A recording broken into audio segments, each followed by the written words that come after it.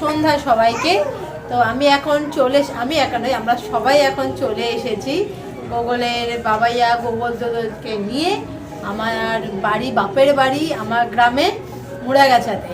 তো এখানে আমাদের নর্মালি সরস্বতী পুজো মনে লোকে সবাই জানে, যেটা যে সরস্বতী পুজোর দিনই সরস্বতী পুজো হয় বা পরের দিন ওইটুকুই, কিন্তু আমাদের এখানে প্রায় 4-5 দিন ধরে চলে সরস্বতী পুজো। আজকে এখানে লাস্ট হচ্ছে, মানে প্যান্ডেলে গিয়ে দেখার আজকে লাস্ট। কালকে এখানে ঘর ভাসান আছে, তারপর রাতে আছে আড়ন, যেটা সবাই প্রশাসন বলে, আমাদের এখানে এটাকে বলা হয় আড়ন। তো অনেক মজা হয়। আমি প্রায় 8 বছর পর আবার দেখবো। এটা আমাদের মুড়াগাছার প্রত্যেকটা মানুষের একটা আবেগ। সরস্বতী পুজো মানে আমাদের একটা আবেগ, মানে আমি দুটোই আবেগ ভালোবাসা সব মিলিয়ে আমাদের কাছে এটা। আমরা ওয়েট করে থাকি এখানকার লোকজন। আমি প্রতি বছর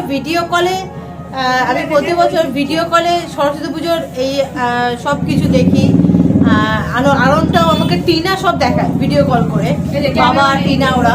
তো এই বছর আমি গোকুলের বাবাইয়াকে বলেছি যে চলো, তোমার ছুটি আছে, এবার তোমাকে দেখাবো, তুমি জিনিসটা উপভোগ করো, তুমি দেখো, তোমার খুব ভালো লাগবে। এবার সচক্ষে দেখবে আর অনুভব করবে যে আমাদের ঐতিহ্যটা কেন এটা আমাদের কাছে আবেগ একদম। তো আমাদের এখানে সরস্বতী ঠাকুরের ওপরে মেন সরস্বতী ঠাকুর, বাট অনেক রকম থিম হয়। নর্মালি বাইরে যেরকম কলকাতা যাবে এক জায়গায় যেরকম পুজোর, ঠিক অনেকটা এরকমই ব্যাপারটা।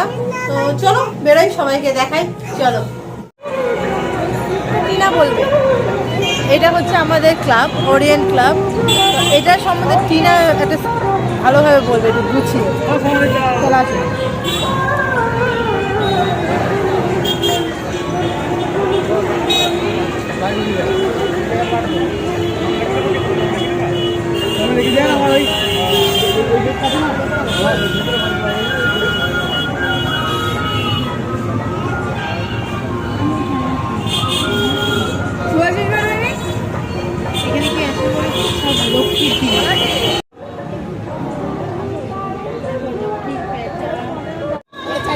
তো প্রায় 8 বছর পর প্রতি বছরই নিমন্ত্রণ পাই, কিন্তু আসা হয় না। এই বছর যেহেতু রোববার আর 26শে জানুয়ারি ছুটি আছে, তাই চলে এসেছি দলবল মিলে মুড়াগাছার বিখ্যাত সরস্বতী পুজো দেখতে। তাই চলুন আমাদের সঙ্গে দেখতে থাকুন। আমরাও প্রথমবার আর আপনারাও প্রথমবার। আমাদের ওখানেও রয়েছে মিলন সংঘ। বা এখানে থিম মনে হয় ভারতবর্ষ স্বাধীনতা সংগ্রাম। কালকে যেহেতু 26শে জানুয়ারি, মিলন সংঘের নিবেদন স্বদেশী আনায়।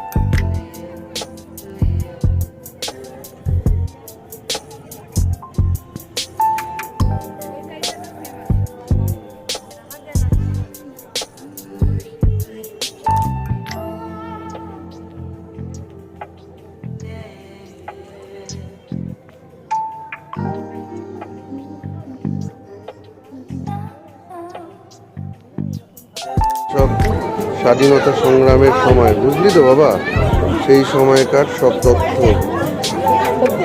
জেরক্স করে। এই দেখ, নেতাজি সুভাষচন্দ্র বসু আজাদ হিন্দ ফৌজ অ্যাসোসিয়েশনের রেসিপি, এগুলো সব জেরক্স, বুঝলি।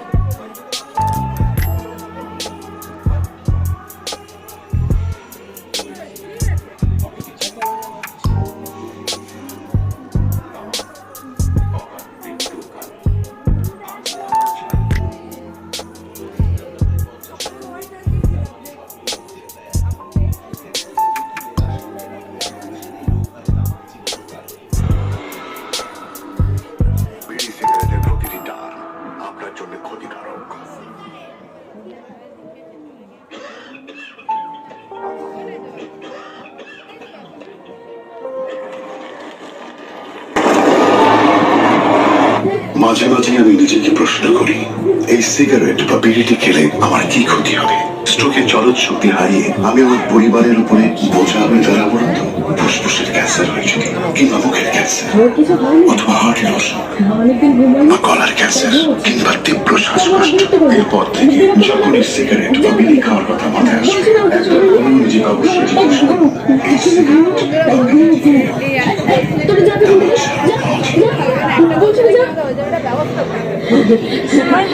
চিন্তা করিস না বাবু, তোর বাবা কোথায় যায়নি, এখানেই আছে। কোথায় কোথায়? ওই যে তোর পেছনে, কি দেখ দেখ দেখ দেখ না। করতে গেছিল তামাক সেবনের মূল্য আপনাকে দিতে হবে, এমনকি দুর্দার।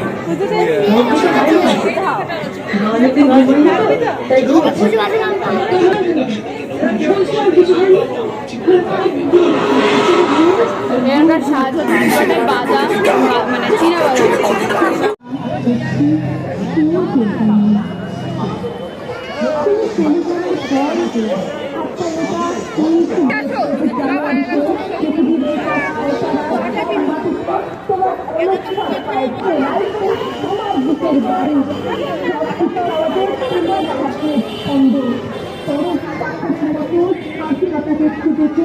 তোমার অন্তরে লুকিয়ে থাকা তোমার গন্তব্য ছিল স্বাধীনতা, তোমার পথ ছিল স্বাধীনতা। এই যে গান্ধীজির চাকা দেখছো কি দারুণ করেছে। এই না না স্বাধীনতার জন্য, তাই তিনি পাশে। যারা স্বাধীনতার আড়ালে চেয়েছিল গদি, চেয়েছিল সিংহাসন, ইংরেজের ছেড়ে দেওয়া লুটের রাজ্যপাল, তারা রইল সুখে। ভারতবর্ষের টাকায় তাদের সুখ, তোমার নয়। ছবি তোমার নয়। ভারতবর্ষের সংবিধানে তাদের শৈশাবোধ, তোমার নয়। গরিব মানুষকে পায়ের নিচে রাখত, আমরা বড় লোকদের মাথায় করে রেখেছি।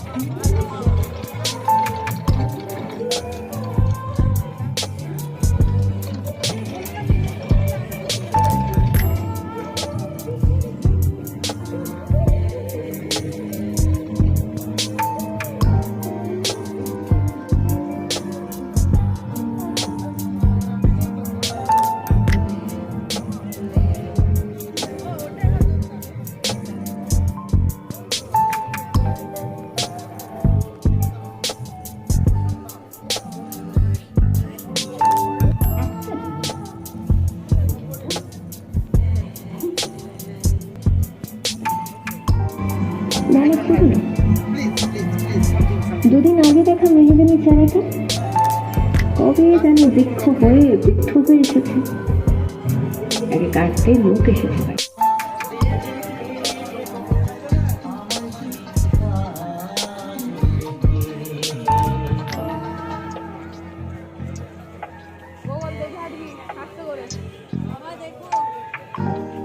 তো মনে হচ্ছে আমরা সাজাওয়াতে চলে, তাই না?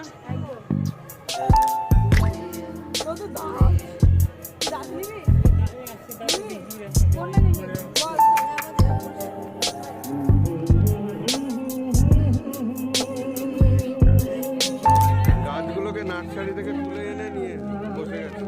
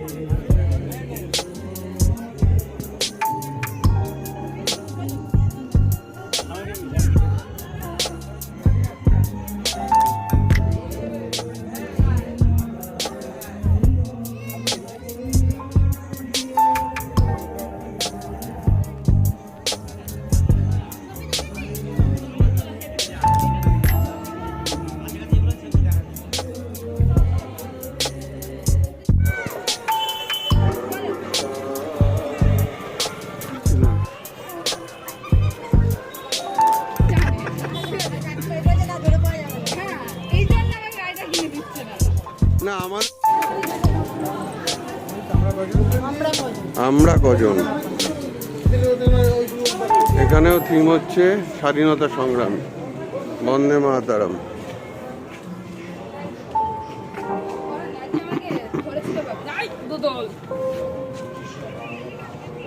হ্যাঁ হ্যাঁ কালকে দুপুরের দিকে ব্যবস্থা করছি।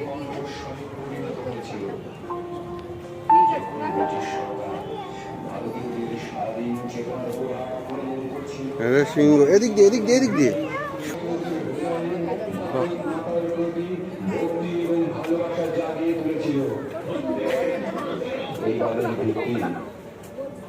একজন স্বাধীন ভারতীয় আত্মসম্মানের উপর আঘাতের প্রতিক্রিয়া। 1873 সালের এক সন্ধ্যায় বঙ্কিমচন্দ্র চট্টোপাধ্যায় বাড়ি ফিরছিলেন। তখন কর্লিন ডাফিন নামে একজন ব্রিটিশ অফিসার তাকে আক্রমণ করেন।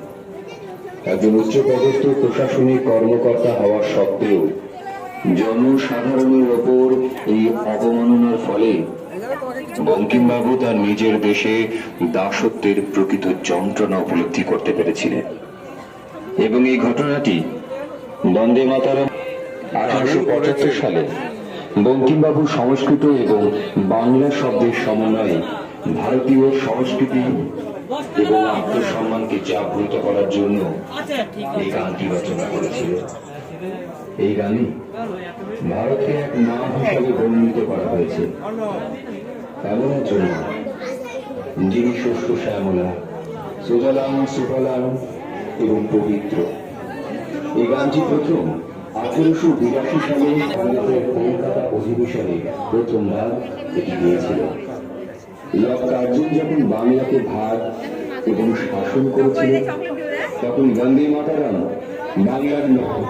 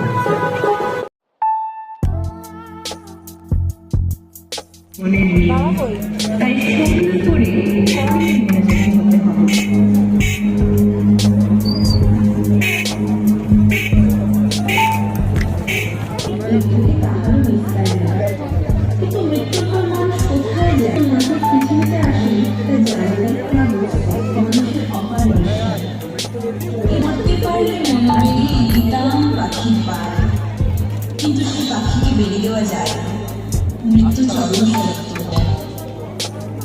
এই শেষটার ভাবনাকে ফুটিয়ে তুলেছে এবারের সংশোধিত যায় ঘোড়াঘাটের উৎসব।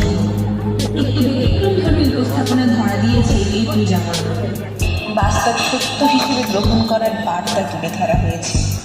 স্মৃতির দেওয়ালে প্রিয়জনকে মনে রাখার মুহূর্ত তুলে ধরা হয়েছে। যাত্রাদের উঠে গিয়ে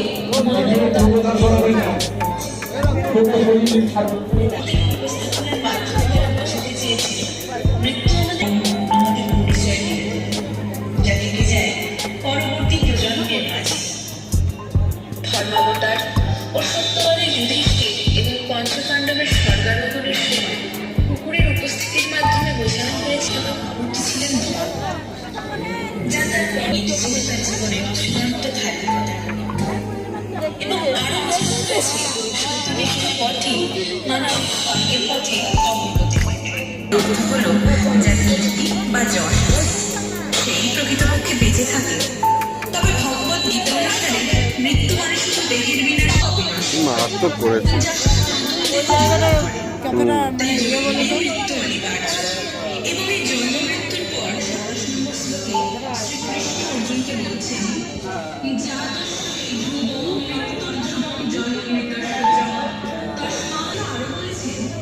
মানুষ যেন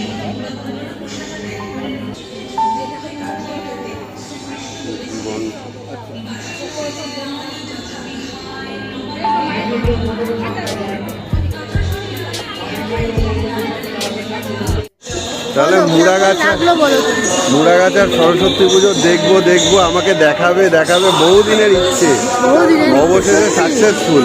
এবং আমি পার্সোনালি বলতে পারি যে ভালো লেগেছে। কিছু কিছু প্যান্ডেলের ভাবনা এবং মানে সমস্ত কিছু অসাধারণ। বাকিটা পরে বলছি আলোতে। তো যেটা বলছিলাম, সত্যি বেশ কিছু প্যান্ডেল, বেশ কিছু ঠাকুর এত নতুন নতুন চিন্তাভাবনায় করা, টিমের করা, সত্যি মন ভরে গেল। আগামীকাল রয়েছে আরণ বা প্রসেশন যেটাকে বলে, সব ঠাকুর নিয়ে সকালবেলা এক পাক ওই ঘট বিসর্জনের জন্য বেরোবে এবং বিকেলবেলা নাকি বিকেল মানে রাত্রিবেলা আলোকসজ্জার মাধ্যমে বেরোবে ঠাকুর। তো সবই যতটা সম্ভব চেষ্টা করব শেয়ার করার, দেখানো। অ্যাটলিস্ট ইউটিউব শর্টের মাধ্যমে অলরেডি অনেক কিছু দেখিয়ে নিয়েছি। তো চলুন, এই যে টিনাকে অনেক ধন্যবাদ, কারণ টিনা আমাদের সঙ্গে পুরোপুরি থেকে আমাদের এখন আর একটা ক্লাব দেখানোর আছে। ও আরও একটা দেখানোর আছে, ছোটর ওপরে আচ্ছা আছে। যাই হোক, প্রথম অভিজ্ঞতা বেশ ভালো। চলুন, সঙ্গে থাকুন, দেখতে থাকুন, আর ভিডিওর সাথে এরমভাবেই জুড়ে থাকুন। আরও নতুন নতুন এক্সাইটিং ভিডিও আসছে। সবাইকে টাটা, শেয়ার করবেন, সাবস্ক্রাইব করবেন, আর গুড নাইট।